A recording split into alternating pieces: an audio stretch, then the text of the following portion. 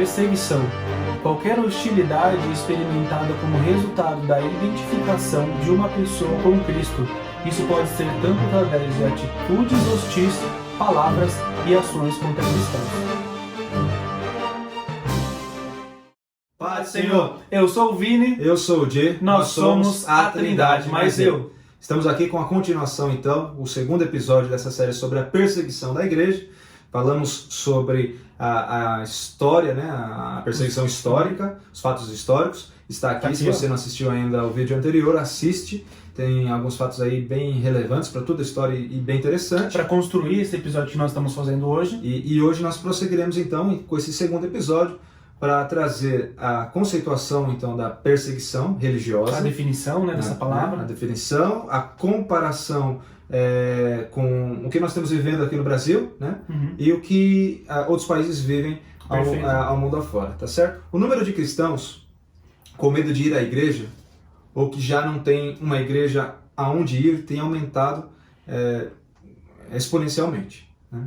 Bem como aqueles que têm que escolher entre permanecer fiel a Deus ou manter seus filhos seguros. Se você assistiu o último vídeo, você viu ali como nós falamos ali que as pessoas precisavam escolher, né? E eles escolhiam seguir fiéis a Deus até o fim. Hoje, as pessoas precisam escolher se permanecem fiéis ao Senhor ou se vão manter a sua família em segurança. É importante mencionar que esses fatos e bastante do conteúdo que nós estamos compartilhando com vocês aqui, ele é extraído do site, do portal Portas Abertas, né? Uma organização missionária e bem relevante que domina esse tema sobre perseguição. Se você quiser mais conteúdo, procura lá no site deles. Historicamente, então, a perseguição religiosa ela é realizada ou respaldada pelo Estado, isso historicamente. A realidade, porém, mostra que isso não é geralmente o que acontece. Nos dias de hoje, o papel de agentes não estatais, ao contrário do que acontecia no passado, é cada vez mais visível. Um exemplo disso são os grupos extremistas, tais como o Estado Islâmico, Boko Haram, Al-Shabaab, que são aí fatos que você vê no jornal, que não estão linkados ao Estado, mas que são grupos independentes em si, né? Exatamente. E a gente vai ver então que não há uma definição universal acerca sobre perseguição. Porém, a Convenção das Nações Unidas sobre o Estatuto dos Refugiados, adotada em 1951, não define a perseguição. Entretanto, alguns tentaram estabelecer um padrão elevado para determinar se uma situação é considerada e é tida como perseguição ou não. O motivo da jurisdição internacional, como as Nações Unidas ou a Convenção, né, que foi mencionada pelo Vini, colocar esse padrão tão elevado, é claro, se o nível não for tão alto, isso pode levar a uma situação em que a comunidade internacional, né, muitos, tende a enfrentar sérios desafios em prover proteção a muitas pessoas que reivindiquem então essa condição de perseguição. Imagina se fosse um nível mais baixo, qualquer coisa é perseguição.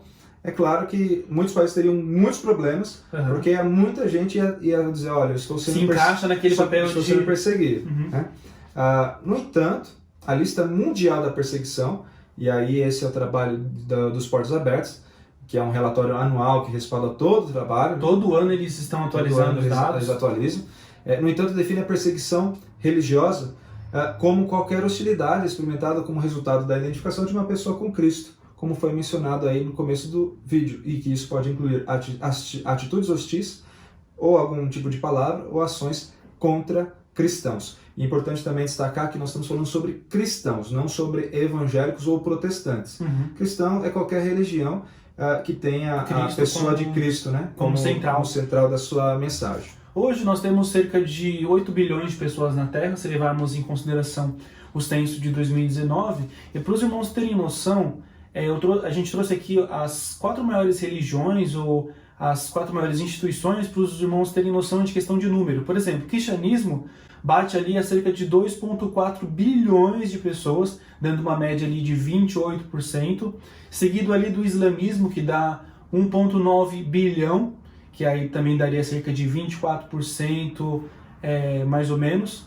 E aí vai se enquadrar também na categoria como secular, não religioso, agnóstico e ateu, cerca de 1,2 bilhão, que é muita coisa, cerca de 13% deste número. Sem falar no hinduísmo, que a gente vai ver números próximos de 1,15 bilhão, que daria também cerca de 14,28% desse censo levantado em 2019.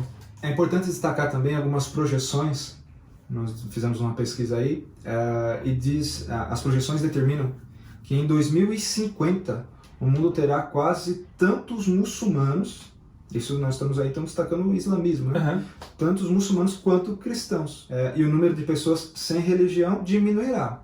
Isso indica uma tendência em que os que confessam que não têm religião, agnósticos ou ateus, eles devem migrar para uma dessas religiões. E considerando que é um número de muçulmanos, que são as pessoas que têm aderido aí ao islamismo, ele tende a crescer cada vez mais. Lembre que a gente falou sobre a questão do islamismo, nacionalismo, comunismo, islamismo no vídeo anterior. Uhum. Veja que isso aconteceu lá atrás, em 1500, e tem voltado agora. Numa brecha de, por exemplo, de 500 a praticamente 1500, nós vamos ver esse ataque dos bárbaros, do islamismo em si, em alta, e ali principalmente no século XX falando sobre o nacionalismo e sobre o comunismo que vai atingindo ali a população de certa forma. O futuro, então, das religiões do mundo, que são projeções entre 2010 e 2050, do Pew Research Center, segundo o Instituto, se as tendências atuais continuarem até 2050, o número de muçulmanos igualará o de cristãos. Diz, então, essa projeção que o cristianismo ainda vai continuar sendo o maior grupo, mas possivelmente até 2050, se tudo continuar como está, ou se as coisas continuarem como estão se seguindo, o islamismo ou os muçulmanos devem se igualar ou estar muito próximo aí daqueles que confessam ser cristãos, tá? O documento da qual são estudadas as projeções se baseia principalmente na taxa de fertilidade, na idade de populações, nas migrações e nas tendências de conversão para uma religião ou para outra. Indica o número de muçulmanos, indica que no mundo o número de muçulmanos alcançará 2,7 bilhões. Em 2010, esse número a qual foi feita essa projeção era 1,6 bilhões. Em 2010. Né?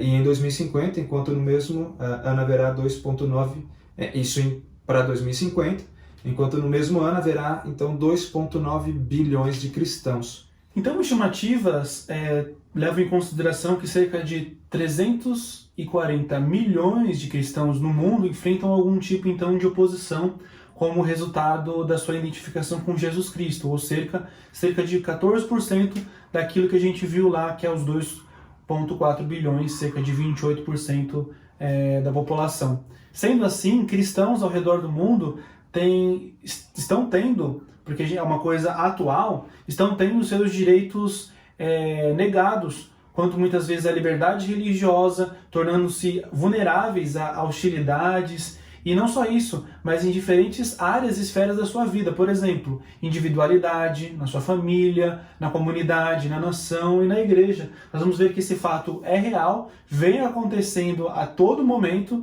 milhões de pessoas espalhadas pelo mundo, e não só na sua área espiritual, mas todas as suas esferas ali, como tudo aquilo que está em volta do cristão também é afetado para, de certa forma, discriminar ou de uma certa forma perseguir o cristão. É interessante também que isso está mais próximo do que nós Com certeza. imaginamos, né?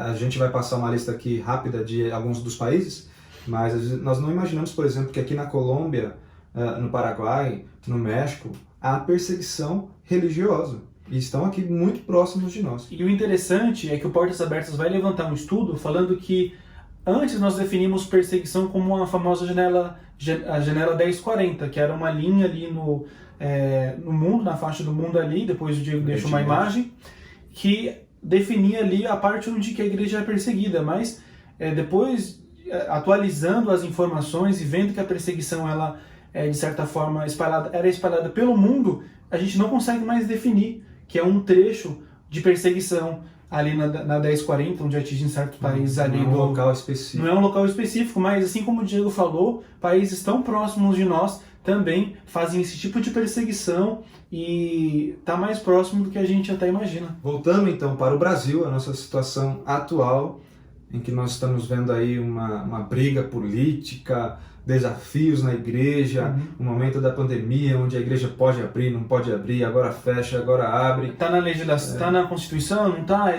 Não sei o que lá, pétrea. E aí, o que a gente faz? É importante, então, destacar que nós temos os nossos direitos religiosos garantidos na nossa Constituição Federal. O artigo 5º da Constituição, ele diz que todos são iguais perante a lei, sem distinção de qualquer natureza, garantindo-se aos brasileiros e aos estrangeiros residentes no país a inviolabilidade do direito à vida, à liberdade, à igualdade, à segurança e à propriedade nos seguintes termos. E aí ele traz os termos. Destacar aqui o 7º e o 8º, que diz o seguinte: é inviolável a liberdade da consciência e de crença, sendo assegurado o livre exercício dos cultos religiosos e garantida, na forma de lei, a proteção aos locais de culto e às suas liturgias. O 8º, então, diz o seguinte: ninguém será privado dos direitos por motivo de crença religiosa ou de convicção filosófica ou política, salvo se as invocar para eximir-se de obrigação legal e a todas impostas e recusar-se a cumprir prestação alternativa fixada em lei.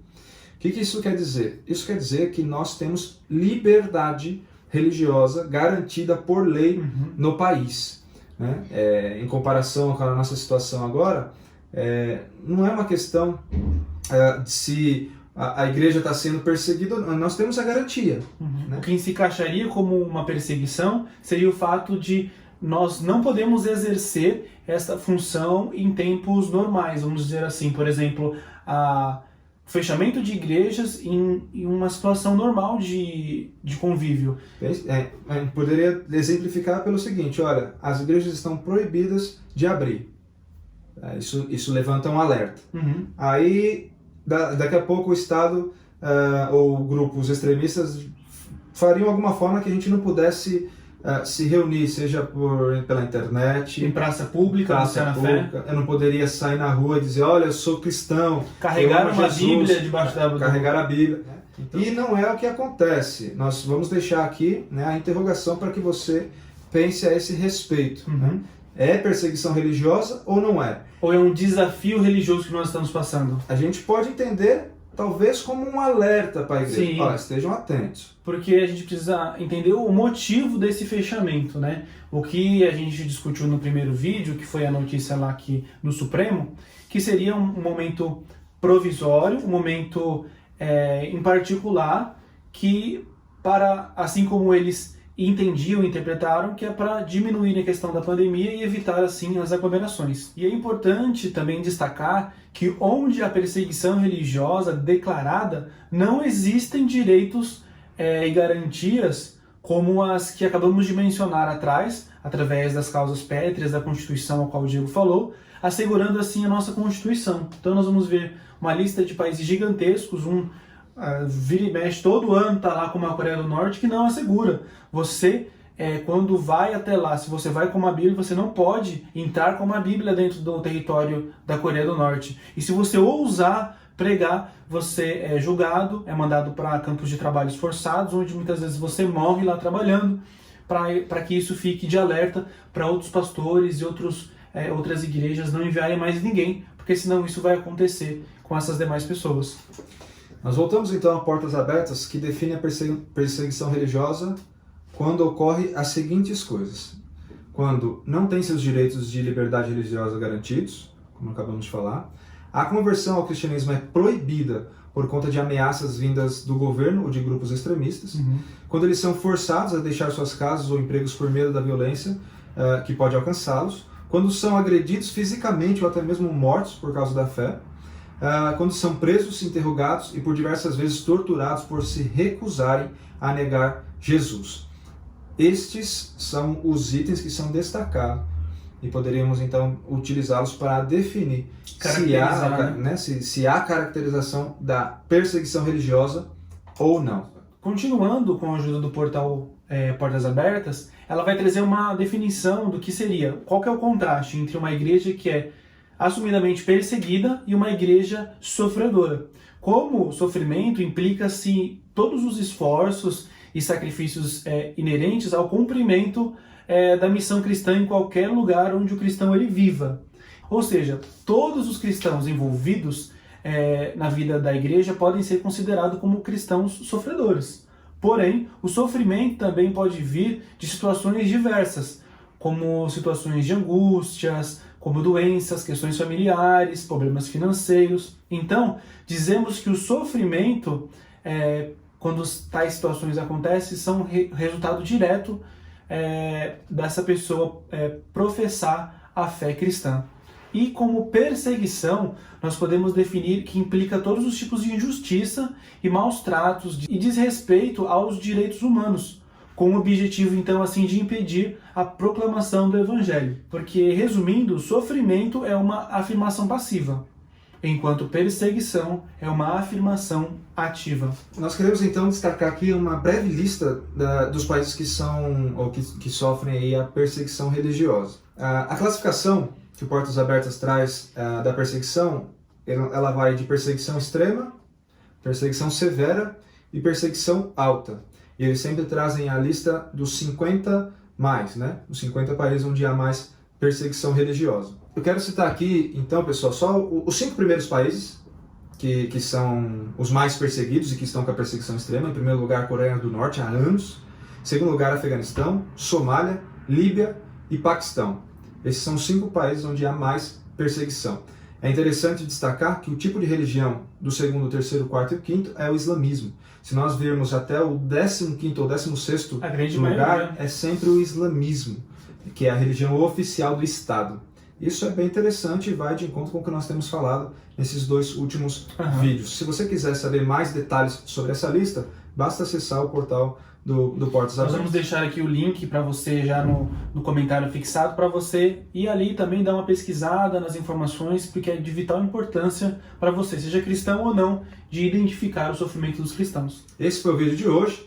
Falta ainda o 3º episódio dessa série, que nós vamos falar sobre os desafios então da igreja atuais, da igreja do Brasil. O que fazer, já que a igreja fechou, o que nós vamos fazer quanto a isso? E quais são os problemas que a gente enfrenta no Brasil para poder ser resolvido, para ter uma melhor adoração já em tempos de pandemia. O que a gente pode fazer? E aí eu deixo a pergunta para você aqui, ó. O que você acha? Brasil, nosso Brasil, perseguição ou não?